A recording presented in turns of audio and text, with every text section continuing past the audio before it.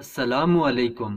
ایک دفعہ سلطان صلاح الدین ایوبی کو جاسوس نے خبر دی کہ سلطان معظم رنال بادشاہ کے قبضے میں ایک ایسا قبیلہ ہے جس میں جو بھی قبیلے میں چاہے وہ عام آدمی ہو یا سپاہی شہید ہو تو رنال بادشاہ کے سپاہی رنال بادشاہ کے حکم کے مطابق سپاہیوں کو دفن نہیں کرنے دیتے بلکہ جلا دیتے ہیں۔ وہ کہتے ہیں کہ اگر تم نے اس قبیلے میں رہنا ہے تو تمہیں ہماری روایات کے مطابق چلنا ہوگا۔ یہ سن کر سلطان بڑا پریشان ہوا، کیونکہ اس سے پہلے سلطان صلاح الدین ایوبی رنال بادشاہ کے ساتھ معاہدہ کر چکا تھا جس کے مطابق بادشاہ اور سلطان معظم آپس میں جنگ نہیں کر سکتے تھے۔ جب سلطان نے اس قبیلے کے بارے میں مزید پوچھا تھا کہ اس قبیلے کا سردار بادشاہ کے سامنے اپنے حق کی بات نہیں کر سکتا تو سپاہی نے کہا، حضور ہماری خبر کے مطابق اس قبیلے کا سردار رنال بادشاہ کی بیعت کرتا ہے اور وہ ہر بات اسی کی مانتا ہے۔ وہ کہنے کو مسلمان ہے لیکن وہ پیروی غیر مسلم بادشاہ رنال کی کرتا ہے۔ یہ سن کر سلطان صلاح الدین ایوبی نے کہا کہ جب سردار غیر مسلم ہو تو پھر اس کے قبیلے کے لوگ کیسے مسلمان ہو سکتے ہیں؟ تو انہوں نے کہا کہ سلطان معظم، انہوں نے آپ کی بہادری، ایمان اور سخاوت کے قصے سن کر ان تمام قبائل والوں نے اسلام قبول کر لیا، لیکن اس بد دل اور بد نصیب سردار کو اللہ نے ہدایت نہیں دی۔ وہ سونے کا پجاری ہے اور رنال بادشاہ کی پیروی کرتا ہے۔ یہ سن کر سلطان مزید پریشان ہوا اور کہا کہ میں اس قبیلے کو اس طرح ظالم بادشاہ کے رحم و کرم پر نہیں چھوڑ سکتا۔ جب وہ بادشاہ قبیلے کے شہید سپاہیوں کو دفن نہیں کرنے دیتا تو ان کو بنیادی حقوق کیسے دیتا ہوگا؟ ان کی بیٹیوں ماؤں کی عزت کیا ہوگی؟ ان قبیلے کے رہنے والوں کا رہن سہن کیا ہوگا؟ یہ سن کر سلطان صلاح الدین ایوبی نے رنال بادشاہ کو ایک خط لکھا جس میں سلطان معظم نے فرمایا، بے شک تمہارے اور میرے درمیان صلح کا معاہدہ ہو چکا ہے، لیکن مجھے خبر ملی ہے کہ ایک قبیلہ جس کے لوگ مسلمان ہیں لیکن ان کا سردار تمہاری پیروی کرتا ہے اور وہ لالچی انسان سونے کا پجاری ہے اور ہر بات تمہاری مانتا ہے، اور یہ لالچ تم نے اس سردار کو دے کر اپنی بربریت اس قبیلے پر ابھی تک جاری رکھے ہوئے ہو۔ میری معلومات کے مطابق اس قبیلے کے شہید سپاہیوں کو تمہارے سپاہی دفن بھی نہیں کرنے دیتے اور انہیں جلا دیتے ہو۔ اگر تم نے یہ کام آج کے بعد نہیں روکا تو میں بھول جاؤں گا کہ تمہارے اور میرے درمیان کوئی معاہدہ ہوا تھا۔ جب یہ خط رنال بادشاہ نے سنا تو اسی وقت اپنا قاصد سلطان صلاح الدین ایوبی کے پاس بھیجا اور کہا کہ ہمارے بادشاہ نے آپ کو دعوت دی ہے اور کہا ہے کہ آپ آج رات کا کھانا میرے پاس کھائیں اور اس قبیلے کے بارے میں بیٹھ کر صبر و تحمل سے بیٹھ کر بات کریں گے۔ پہلے تو سلطان صلاح الدین غصے سے لال ہو گیا کہ ایسے بادشاہ کے ساتھ بیٹھ کر کیسے کھانا کھایا جا سکتا ہے جو اسلام کا سب سے بڑا دشمن ہے۔ پھر تھوڑی دیر سوچنے کے بعد سلطان نے کہا کہ یہاں بات مظلوموں اور غریبوں کی ہے، اور اگر میں نہ گیا تو اس معاہدے کی آڑ میں وہ ظالم بادشاہ اس قبیلے والوں پر اسی طرح ظلم ڈھاتا رہے گا۔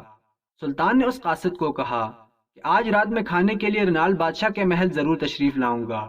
ادھر رنال بادشاہ نے بڑے بڑے کھانوں کا انتظام کروایا، اور جب شام کا وقت ہوا تو سلطان اپنے دو سپاہیوں کے ساتھ محل پہنچا تو رنال بادشاہ نے کہا، سلطان معظم سب سے پہلے آپ کھانا کھا لیں، اس کے بعد اس قبیلے کے بارے میں بات کریں گے۔ رنال بادشاہ سلطان صلاح الدین ایوبی کے سامنے بیٹھ گیا۔ سلطان کے ذہن میں خیال آ چکا تھا کہ اگر بات صرف قبیلے کی ہوتی تو رنال مجھے خط کے ذریعے بھی پیغام دے سکتا تھا، لیکن دعوت پر بلانا اس کی کوئی نہ کوئی چالاکی ہے۔ ادھر رنال بادشاہ نے سلطان معظم کے لیے ایک منصوبہ تیار کر رکھا تھا۔ جیسے سلطان کھانے کی جگہ پر بیٹھا تو ایک حسین و جمیل کنیز کھانا لے کر سلطان صلاح الدین ایوبی کے پاس لے کر آئی، تو جیسے اس نے کھانا سلطان کے سامنے رکھا تو دیکھ کر سلطان نے کہا، یہ کھانا میرے سامنے سے ہٹا دو، کیونکہ یہ جو گوشت کسی حلال جانور کا نہیں بلکہ کتے کا گوشت پکا ہوا ہے۔ یہ سن کر رنال نے سلطان معظم شاید آپ کو غلط فہمی ہو گئی ہے۔ سلطان نے بادشاہ کی بات کو کاٹتے ہوئے پوچھا، یہ لڑکی کون ہے اور کہاں سے آئی ہے؟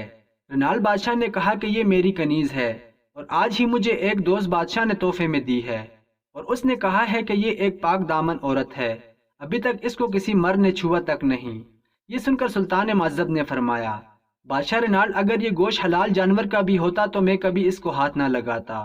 یہ سن کر بادشاہ بڑا حیران ہوا اور کہا کہ سلطان معظم ایسی کیا بات ہے؟ تو سلطان نے کہا کہ یہ جو عورت گوشت لے کر آئی ہے یہ بدکار عورت ہے اور آج تک یہ کئی مردوں کے ساتھ سو چکی ہے۔ پھر سلطان نے کہا، اس عورت کی بات چھوڑو، تم اتنے بڑے بادشاہ ہو کر اپنے باپ کی اولاد نہیں ہو۔ یہ سن کر بادشاہ نے کہا کہ مسلمانوں کے سلطان، اگر آج تم میرے گھر میں موجود نہ ہوتے تو شاید میرے تمہارے درمیان جنگ کھڑی ہو جاتی۔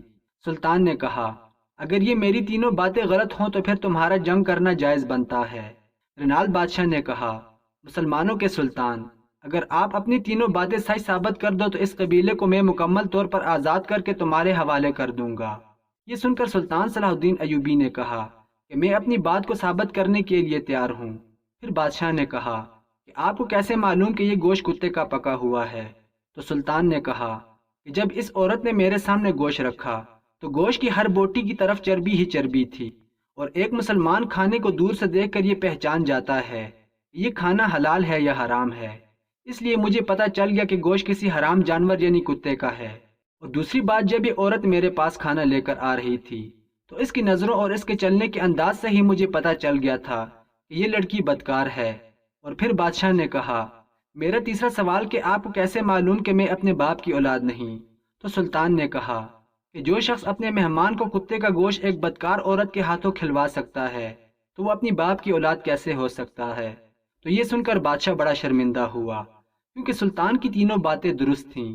پھر بادشاہ نے اس بات کا اقرار کیا کہ میں نے آپ کے ایمان کو چیک کرنے کے لیے اس لیے کتے کا گوشت بنوایا کہ کیا آپ پہچان بھی سکتے ہیں کہ حرام اور حلال میں کیا فرق ہے، اور میں نے اس لیے اس عورت کے بارے میں جھوٹ بولا کہ یہ کنیز پاک دامن عورت ہے تاکہ مجھے پتہ چل سکے کہ ایک بدکار عورت کے ہاتھوں ایک عظیم سلطان کھانا کھاتے ہیں یا نہیں۔ یہ سن کر رینالڈ بڑا شرمندہ ہوا اور اپنے وعدے کے مطابق وہ قبیلہ آزاد کر دیا، اور سلطان نے اس قبیلے سے ہجرت کروا کر اپنی سلطنت میں اس کو جگہ دے دی۔ اور کہتے ہیں کہ اس قبیلے کے سردار کو سلطان نے قید کروا کر ایک نیا سردار مقرر کروایا، اور آنے والے وقت میں وہ قبیلہ سلطان کا بہت بڑا ساتھی بن گیا، اور وہ واحد قبیلہ تھا جو تاریخ میں بغیر کسی جنگ یا مذاکرات کی بنا پر حاصل کیا گیا۔